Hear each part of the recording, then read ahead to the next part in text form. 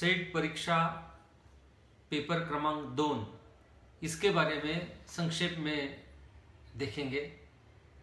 Paper 2 का जो विश्लेषण है उस विश्लेषण को आज हम देखेंगे।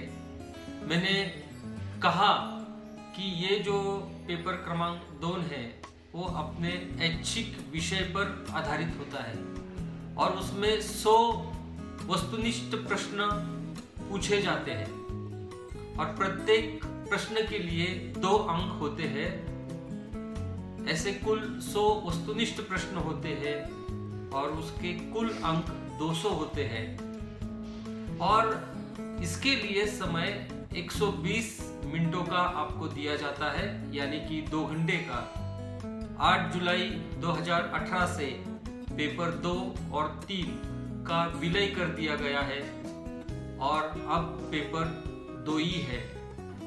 तो 2 पेपर जो है उसके अंक 200 है और मैंने आपको ये पहले वीडियो में बताया पेपर क्रमांक 1 ये 100 अंकों का होता है और वो अनिवार्य होता है और दूसरा पेपर जो है वो 200 अंकों का होता है।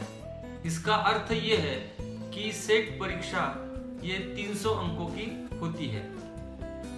अब हम थोड़ा सा इसका संक्षेप में इसके बारे में देखते हैं कि इस पेपर में कुल मिला के 10 इकाइयां होती है और 10 इकाइयों पर आधारित प्रश्न आपको पूछे जाते हैं।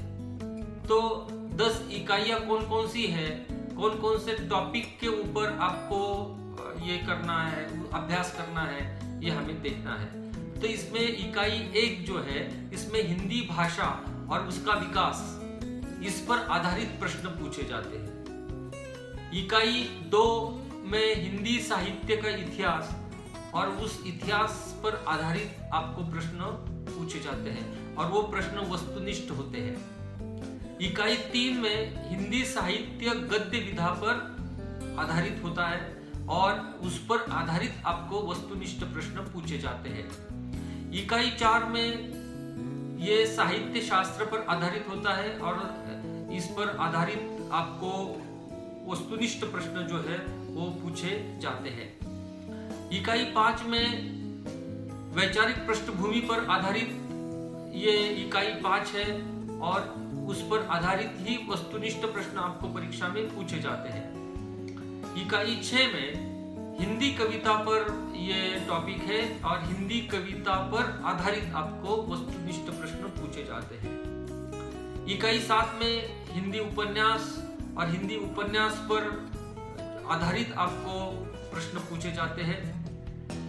इकाई 8 इसमें भी आपको कहानी के ऊपर या कहानी पर आधारित वस्तुनिष्ठ प्रश्न पूछे जाते हैं। इकाई 9 में हिंदी नाटक पर आधारित ये इकाई 9 है और हिंदी नाटक पर आधारित वस्तुनिष्ठ प्रश्न जो है आपको पूछे जाते हैं। इकाई 10 इसमें हिंदी निबंध और उसके साथ साथ उसके अंतर्गत जो बाकी उप इकाइयां हैं उसमें आत्मकथा है, जीवनी है तथा अन्य विधाएं हैं। उन अन्य विधाओं पर आपको वस्तुनिष्ठ प्रश्न पूछे जाते हैं। तो कुल मिलाकर 10 इकाइयां या 10 प्रकरण होते हैं और उन्हीं इकाइयां या प्रकरणों के आधार पर आपको वस्तुनिष्ठ प्रश्न पूछे जाते हैं। कुल मिला के जो आपको प्रश्न पूछे जाते हैं उसकी संख्या 100 होती है। मैंने इसके पहले भी आपको कहा है कि एक प्रश्न के लिए 2 अंक है, तो इसका अर्थ ये हुआ ये कुल पेपर जो है वो 200 अंकों का हो जाता है। इसमें वस्तुनिष्ठ प्रश्न के आपको 4 पर्याय दिए जाते हैं और उसमें से जो उचित पर्याय है उसको आपको टिक मार्क करना होता है। तो जुलाई 2018 से परीक्षा में उत्तीर्ण होने वाले जो छात्र हैं उनके परीक्षा के निकष जो है वो थोड़े से बदल गए हैं। तो वस्तुनिष्ठ प्रश्न को आपको उसमें से सही पर्याय आपको जो सही पर्याय है जो विकल्प आपको दिए गए हैं तो उचित पर्याय के ऊपर आपको टिक मार्क करना है और वो पेन से करना है, पेंसिल से या दूसरे अन्य किसी अलग अलग प्रकार के रंगों के पेन से आपको ये नहीं करना है। तो 2018 में जो परीक्षा के बारे में कुछ निकष बनाए गए थे वो कुछ इस प्रकार है।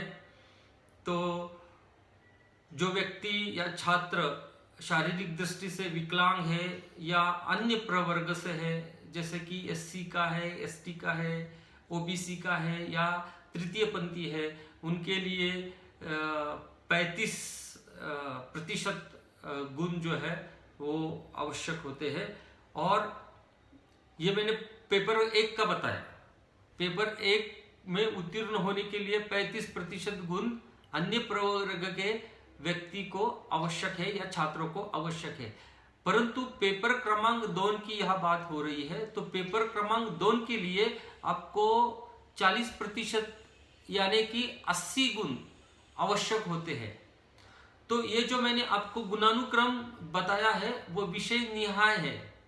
तो उसमें प्रथम 6% विद्यार्थियों की गुणवत्ता सूची बनाई जाती है और उसी के आधार पर आपका परीक्षा का जो फल होता है, निकाल होता है, उसको घोषित किया जाता है।